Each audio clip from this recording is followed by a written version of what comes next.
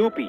अगर आप दिल्ली या वेस्ट की तरफ से यूपी में जाते हैं तो यहाँ आपको नोएडा, गाजियाबाद, मेरठ और आगरा जैसे डेवलप्ड शहर, फ्लाईओवर से लेकर world class highway, real estate projects, बड़ी बड़ी बिल्डिंग्स, मल्टीनेशनल कंपनीज, मैन्युफैक्चरिंग और आईटी इंडस्ट्री तक सब कुछ देखने को मिलता है। वहीं अगर आप बिहार यानी ईस्ट से यूपी में एंटर करते हैं तो यहाँ पर आपको एक कंप्लीट ऑपोजिट पिक्चर दिखाई देती है।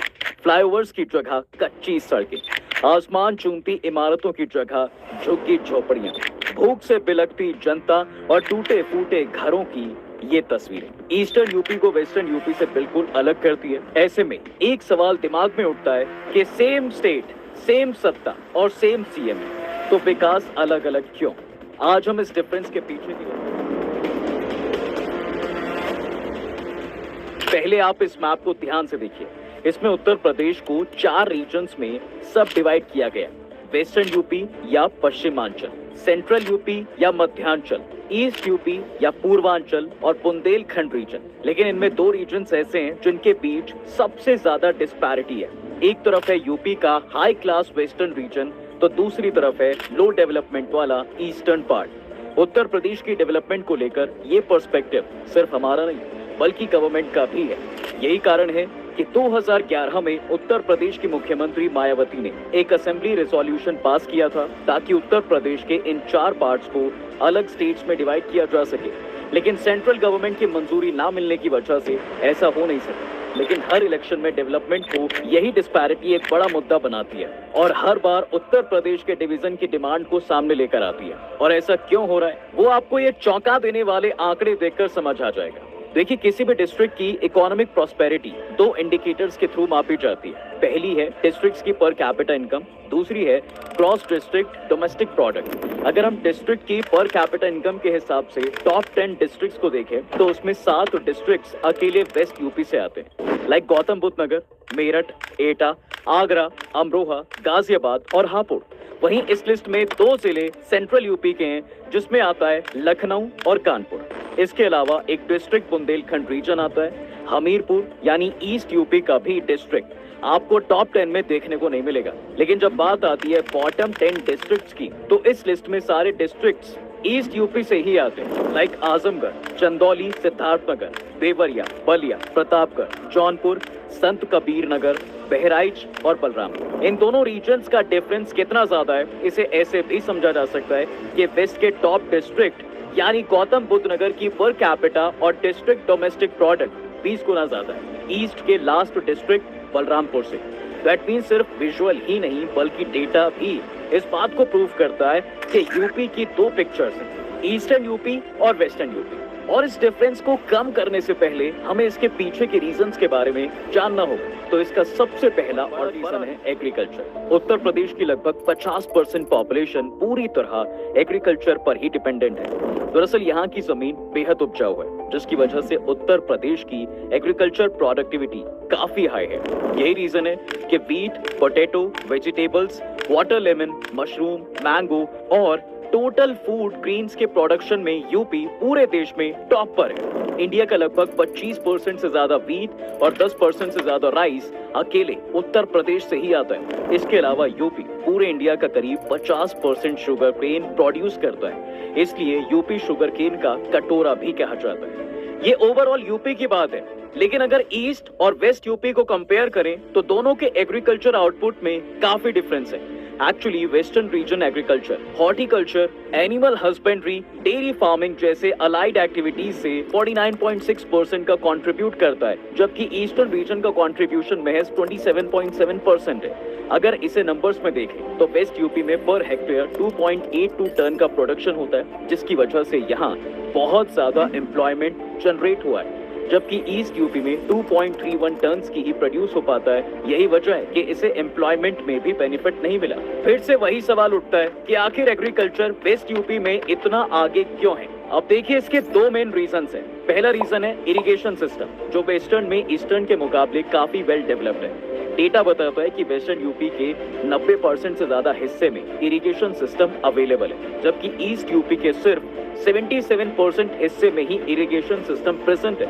हालांकि दोनों रीजन्स में रिवर्स की कोई कमी नहीं है। लेकिन जब बात आती है कैनाल की, उत्तर प्रदेश की मैक्सिमम कैनाल वेस्ट को इरिगेट करती है। For example upper Ganga canal, जिससे सहारनपुर, मुजफ्फरनगर, मेरठ, हापुड़, गाजियाबाद, गौतम बुद्ध नगर, बुलंदशहर, अलीगढ़, हाथरस, एटा, कासगंज, फिरोजाबाद, मथुरा और आगरा डिस्ट्रिक्ट को बेनिफिट मिलता है। जबकि ईस्टर्न यमुना कैनाल से बागपत, मुजफ्फरनगर, मेरठ, गाजियाबाद, सहारनपुर और गौतम बुद्ध नगर डिस्ट्रिक्ट इरिगेट होते हैं। वहीं आगरा कैनाल से आगरा और मथुरा को फायदा मिलता है और लोअर गंगा कैनाल बुलंदशहर, फतेहपुर, प्रयागराज, अलीगढ़, मैनपुरी और गाजियाबाद में सिंचाई को बेटर बनाता है। यहाँ तक कि उत्तर प्रदेश की लॉन्गेस्ट कैनाल यानी कि शारदा कैनाल भी वेस्टर्न यूपी के डिस्ट्रिक्ट को ही ज्यादा फायदा देती है, जिसमें पीलीभीत, बरेली, शाहजहांपुर, लखीमपुर और हरदोई शामिल है। इसके अलावा दूसरा रीजन है लैंड ओनरशिप पैटर्न। डेटा के अकॉर्डिंग ईस्ट उत्तर प्रदेश में सबसे ज्यादा मार्जिनल फार्मर्स होते हैं, यानी ऐसे किसान जिनके पास 1 हेक्टेयर से भी कम लैंड अवेलेबल है। 2013 में इस डेटा के अकॉर्डिंग ईस्ट यूपी में 84% किसान ऐसे थे जिनके पास 1 हेक्टेयर से कम लैंड है। वहीं वेस्ट यूपी में ऐसे किसानों का परसेंटेज 70% है। ये डेटा 11 साल पुराना है। जनरेशन टू जनरेशन यहाँ पर लैंड फ्रेगमेंटेशन हुआ है, जिसके चलते आज मार्जिनल फार्मर्स का नंबर बहुत ज्यादा बढ़ चुका है। लेकिन इससे फर्क क्या पड़ता है? देखिए 1966 में ग्रीन रेवोल्यूशन स्टार्ट हुआ, जिसमें mainly high variety seeds, tractors, irrigation facility, pesticides और फर्टिलाइजर्स जैसे एग्रीकल्चर के मॉडर्न मेथड्स और टेक्नोलॉजीज के एडॉप्शन पर फोकस किया गया था। अब जिन फार्मर्स के पास लार्ज फार्म्स अवेलेबल थे, उनको इसका ज्यादा फायदा मिला, क्योंकि उनके लिए इस तरह की टेक्नोलॉजीज में इन्वेस्ट करना इकोनॉमिकली फीजिबल था। फॉर एग्जाम्पल, अगर आपके पास 20 हेक्टेयर जमीन है तो आपके लिए ट्रैक्टर खरीदना बेनिफिशियल होगा, लेकिन 1 हेक्टेयर जमीन के लिए ट्रैक्टर में इन्वेस्टमेंट करना बेवकूफी है। स्पेशली ये बात उस टाइम की है जब देश में लोन और फाइनेंस सेक्टर किसानों के लिए आज के जितने एक्सेसिबल नहीं थे।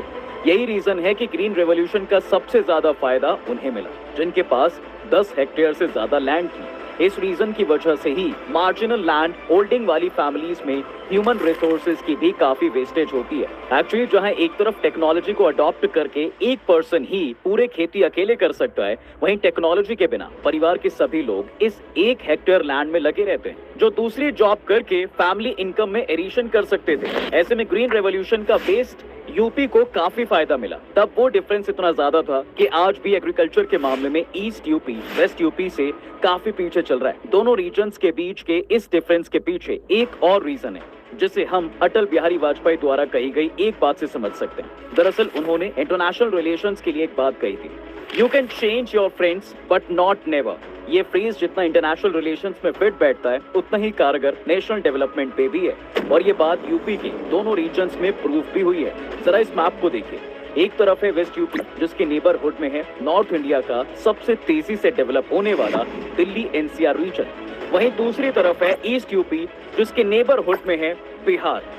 वेस्ट यूपी के नेबरहुड की अगर बात करें तो दिल्ली में हेवी माइग्रेशन को रोकने के लिए और पॉपुलेशन एक्सपेंशन को कंट्रोल करने के लिए एक इकोनॉमिक क्लस्टर को डेवलप किया गया, जिसका नाम था एनसीआर। प्लान था कि दिल्ली के अराउंड ऐसे मैग्नेट टाउन्स डेवलप किए जाएंगे जो दिल्ली का ऑल्टरनेटिव बन सके और दिल्ली की तरफ भागने वाले माइग्रेंट्स को डाइवर्ट किया जा सके। इसी के चलते दिल्ली एनसीआर बना, जिसमें पूरी national capital territory of Delhi, Haryana के 14 डिस्ट्रिक्ट्स, राजस्थान के 2 डिस्ट्रिक्ट्स और उत्तर प्रदेश के 8 डिस्ट्रिक्ट इंक्लूड है।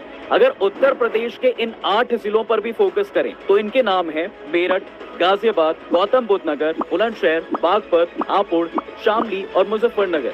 और बड़ी बात यह है कि सारे डिस्ट्रिक्ट्स वेस्ट यूपी का ही पार्ट है। आज एनसीआर की जीडीपी 370 बिलियन डॉलर से भी ज्यादा है, जिसका काफी बड़ा बेनिफिट वेस्ट यूपी को भी मिलता है। फॉर एग्जाम्पल गौतम बुद्ध नगर जिसकी पॉपुलेशन 30 लाख, इंफ्रास्ट्रक्चर की वजह से वेस्ट यूपी में इंडस्ट्रियल ग्रोथ भी काफी अच्छी हुई है। उत्तर प्रदेश बिजनेस से लेकर रियल एस्टेट तक जबरदस्त इन्वेस्टमेंट मिली है।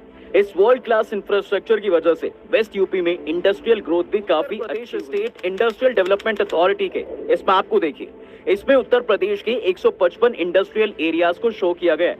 आप देख सकते हैं कि इसमें ईस्ट यूपी में सिर्फ 35 इंडस्ट्रियल एरियाज हैं, जबकि remaining 120 industrial area west UP, central UP और बुंदेलखंड में आते हैं। वहीं अकेले वेस्ट यूपी में इंडस्ट्रियल एरियाज का नंबर 65 है। अब इसमें भी अगर हम मैन्युफैक्चरिंग प्रोडक्ट्स को देखेंगे तो वेस्ट यूपी में बनने वाले प्रोडक्ट्स का ट्रेड वॉल्यूम ज्यादा है। वहीं अगर हम ईस्ट यूपी को देखें तो यहाँ लिमिटेड इंडस्ट्रियल एरियाज हैं। और जो हैं वो भी काफी हद तक हैंडीक्राफ्ट और लोकल प्रोडक्ट्स तक लिमिटेड है। ये प्रोडक्ट्स नेशनल और ग्लोबल एक्सपोर्ट्स के लिए अभी एक फीजेबल नहीं हो पाए हैं। लेकिन अब इन सारे कारणों के जानने के बाद एक बड़ा सवाल जरूर ये आता है कि आखिर ईस्ट यूपी की ग्रोथ और डेवलपमेंट के लिए क्या स्टेप्स लिए जा सकते हैं। तो देखिए, सबसे पहले ईस्ट यूपी को और ज्यादा इन्वेस्टमेंट की जरूरत होगी। 2023 में हुई ग्लोबल इन्वेस्टर समिट में उत्तर प्रदेश गवर्नमेंट को 32,92,000 करोड़ के इन्वेस्टमेंट प्रपोजल रिसीव हुए। इसमें से 45% इन्वेस्टमेंट प्रपोजल सिर्फ वेस्ट यूपी को मिले, जिसमें से नोएडा की 3 अथॉरिटीज ने मिलकर अकेले 27% की इन्वेस्टमेंट की। जबकि ईस्ट यूपी की बात करें तो उसे सिर्फ 29% इन्वेस्टमेंट मिली, जबकि 13% इन्वेस्टमेंट सेंट्रल यूपी और 13 पर बुंदेलखंड रीजन को मिली। लेकिन 29% इन्वेस्टमेंट बैकवर्ड ईस्ट यूपी के लिए सफिशिएंट नहीं है, जबकि ईस्ट यूपी में इन्वेस्टमेंट बढ़ाना उसके डेवलपमेंट को बूस्ट करने का एक डायरेक्ट तरीका हो सकता है। इसके अलावा ईस्ट यूपी को एग्रीकल्चर के लिए एक अच्छे इरिगेशन सिस्टम की भी नीड है। इसलिए गवर्नमेंट ईस्ट यूपी में कुछ कैनाल प्रोजेक्ट्स और इरिगेशन प्रोजेक्ट्स का डेवलप करने पर फोकस कर सकती है, ताकि यहाँ की एग्रीकल्चर प्रोडक्टिविटी को बढ़ाया जा सके और फार्मर्स की इनकम को भी इंक्रीज किया जा सके। तीसरा, ईस्ट यूपी को अच्छी कनेक्टिविटी की जरूरत है। हालांकि यहाँ पर पूर्वांचल एक्सप्रेसिव बनाया जा चुका है, जो लखनऊ, बाराबंकी, अमेठी, सुल्तानपुर, अयोध्या, अंबेडकर नगर, आजमगढ़, मऊ और गाजीपुर को कनेक्ट करता है। लेकिन ईस्ट यूपी को और भी ज्यादा एक्सप्रेसवेज की जरूरत है। वहीं एक्सप्रेसवे अंडर कंस्ट्रक्शन एक्सप्रेसवेज को जल्द से जल्द फिनिश करके कनेक्टिविटी को बेहतर करना होगा, क्योंकि एक्सप्रेसवेज यहाँ पर इंडस्ट्रियल, इकोनॉमिक ग्रोथ और डेवलपमेंट को फ्लोरिश करेंगे।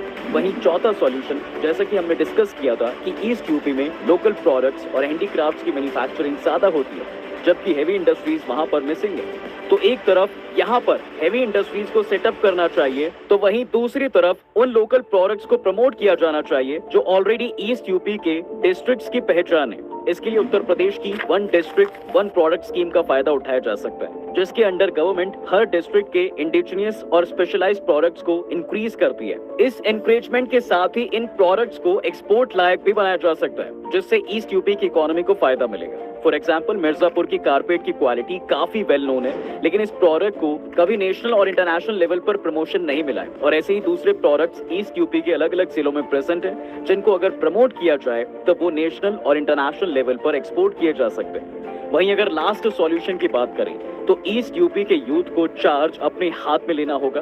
पूरे यूपी में आज भी यूथ गवर्नमेंट जॉब्स के पीछे ज्यादा भाग रहा है, लेकिन अगर ईस्ट यूपी को डेवलपमेंट के चार्ट में ऊपर आना है तो यहाँ के यूथ को खुद की स्किल्स पर काम करना होगा, क्योंकि यूपी के पास अभी इकोनॉमी और IT क्लस्टर नहीं है।